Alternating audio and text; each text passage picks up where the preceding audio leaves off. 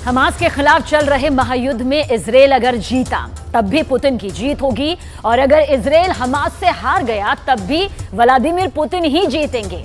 दरअसल ये बात अब नेटो को भी बखूबी समझ आ गई है, लेकिन नेटो अब ये जानकर डरा हुआ है, सहमा हुआ है कि उसने इजरायल के साथ हमदर्दी जताकर अपने हाथ खुद ब खुद जला लिए। इजरायल की वजह से नेटो में फूट पड़ गई है।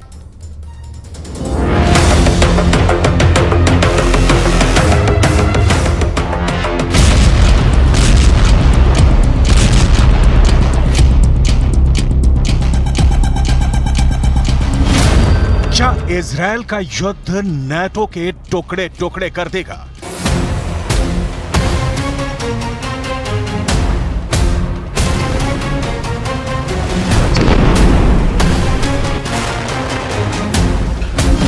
जिस नेटो को करीब 2 साल से चल रहा यूक्रेन का युद्ध नहीं तोड़ पा उसके वजूद पर महज 2 महीने से जारी इजरायल की जंग ने तलवार लटका दी है।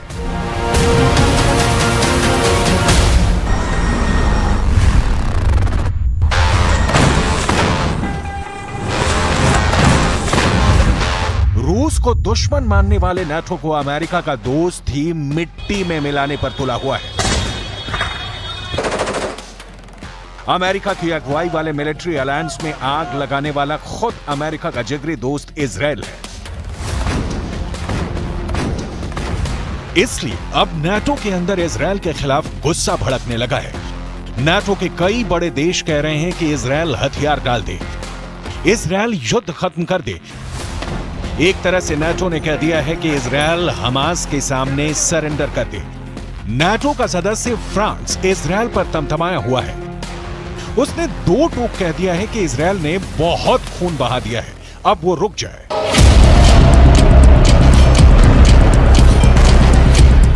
नेटो देश तुर्की तो हमास के लड़ाकों को फिलिस्तीन की आजादी के लिए लड़ रहे स्वतंत्रता सेनानियों का तमगा दिए बैठा है।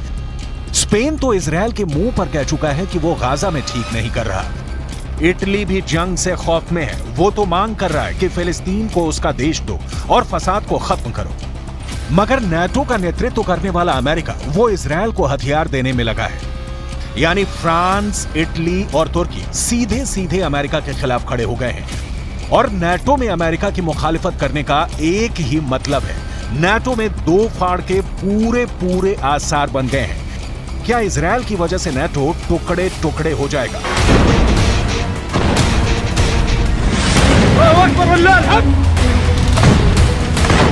शुरुआत में कहानी बिल्कुल अलग थी। 7 अक्टूबर को हमास के इजरायल पर हमला करते ही नेटो इजरायल के समर्थन में उतर आया था। पूरा का पूरा नेटो इजरायल के पीछे खड़ा हो गया था।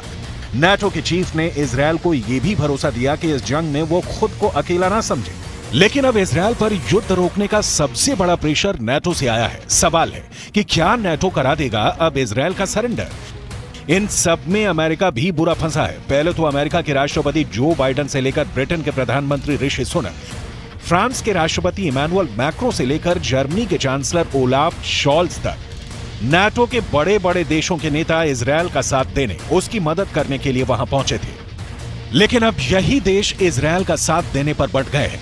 कह रहे हैं कि इजरायल खुद पर लगाम लगाए। ऐसा कैसे हुआ? 2 महीने में ये पिक्चर पलटी कैसे? इजरायल के सिर पर हमास से बदला लेने का ऐसा भूत सवार है कि वो बेकाबू हो गया है। वो लगातार गाजा पर बम गिरा रहा है। गाजा के निहत्थे लोगों पर भी रहम नहीं खा रहा। 15,000 लोगों की मौत हो चुकी है, हजारों बच्चे मर चुके हैं। इजरायल के इन अंधाधुंध हमलों ने ही नेटो के लिए अब बहुत बड़ी मुसीबत खड़ी कर दी है, क्योंकि नेटो तो एक अलग मोर्चे पर बुरी तरह फंस गया है। नेटो और अमेरिका इस वक्त यूक्रेन को बचाने की आखिरी लड़ाई लड़ रहे हैं। अमेरिका इस वक्त रूस, चीन और ईरान जैसे अपने सबसे बड़े और खूंखार दुश्मनों से भिड़ा हुआ है। ऊपर से अब इजरायल के साथ खड़े होने की वजह से मुस्लिम देश भी नेटो को आंख दिखा रहे हैं। लेकिन इजरायल अपने कदम खींचने को तैयार नहीं। इसी वजह से नेटो का अहम सदस्य फ्रांस आग बबूला हो गया है। उसने इजरायल को एकदम साफ लफ्जों में चेतावनी दे दी है कि हमास से लड़ने के नाम पर इजरायल पूरे के पूरे गाजा को निशाना नहीं बना सकता। फ्रांस के राष्ट्रपति इमैनुअल मैक्रों ने कह दिया है कि इजरायल एकदम साफ साफ बताए कि वो इस जंग से क्या हासिल करना चाहता है। इजरायल रट लगाए बैठा है कि जब तक वो हमास को खत्म नहीं कर देता तब तक वो हमले बंद नहीं करेगा।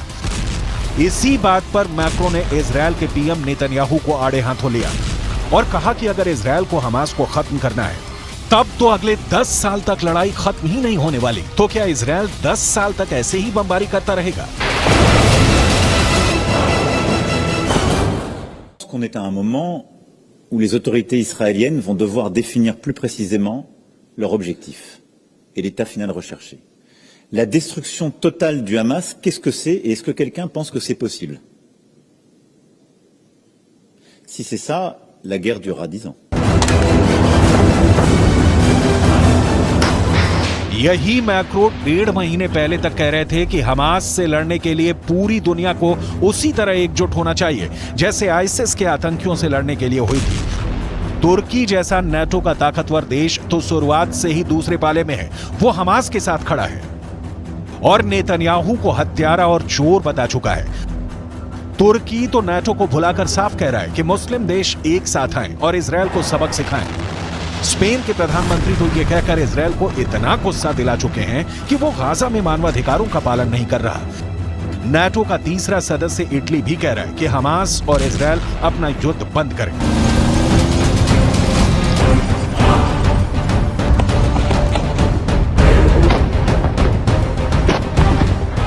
नाटो परेशान हो गया है। जब तक इजरायल और हमास के बीच युद्ध विराम चल रहा था वो चैन की सांस लिए बैठा था, लेकिन युद्ध विराम के बाद जब से इजरायल ने गाजा पर अपना फाइनल अटैक शुरू किया है तब से नाटो का हार्ट फेल होने को है। वो यूक्रेन पर फोकस नहीं कर पा रहा। अमेरिका का ध्यान भी यूक्रेन से हटकर इजरायल पर चला है और इसका पूरा फायदा मिल रहा है रूस को। पुतिन यूक्रेन में तेजी से आगे बढ़ते जा रहे हैं। इसी बात ने नाटो की रातों की नींद उड़ा दी है, क्योंकि अगर रूस ने यूक्रेन जीत लिया तो नाटो का वजूद मिट्टी में मिल जाएगा और 74 साल पहले नाटो बना ही था रूस से लड़ने के लिए। एक तरह से पूरे यूरोप को इजरायल ने फंसा दिया है और इसका सबसे बड़ा फायदा उठा रहे हैं व्लादिमीर पुतिन। क्योंकि जब दुनिया गाजा में इजरायल की बमबारी देख रही है, जब दुनिया गाजा में 15,000 से ज्यादा लोगों की मौत देखकर हैरान है, जब अमेरिका के समुद्री बेड़े इजरायल को बचाने के लिए भूमध्य सागर में डेरा डाले हुए हैं, पश्चिम एशिया में जंग के नए फ्रंट खुलने लगे हैं, हालात ऐसे हैं कि दुनिया को परमाणु हमले से लेकर वर्ल्ड वॉर शुरू होने का डर सता रहा है, तब पुतिन की फौज ने यूक्रेन के करीब 15,000 सैनिकों को मार डाला है और यह काम उसने सिर्फ 3 हफ्तों में किया है। यानी हर हफ्ते पुतिन यूक्रेन के 5,000 सैनिकों को मौत के घाट उतार रहे हैं। मतलब साफ है कि गाजा की गलियों में हमास और इजरायल के युद्ध के बीच एक जंग ऐसी भी है जिससे पूरी दुनिया का ध्यान भटक चुका है। लेकिन यूक्रेन में रूस जो कहर बरपा रहा है उसको रोकने वाला ना अब अमेरिका बचा है ना ही नाटो। यूक्रेन में इस वक्त तबाही इस पैमाने पर हो रही है कि ज़ेलेंस्की के पैरों तले जमीन कब खिसकेगी उनको भी नहीं मालूम।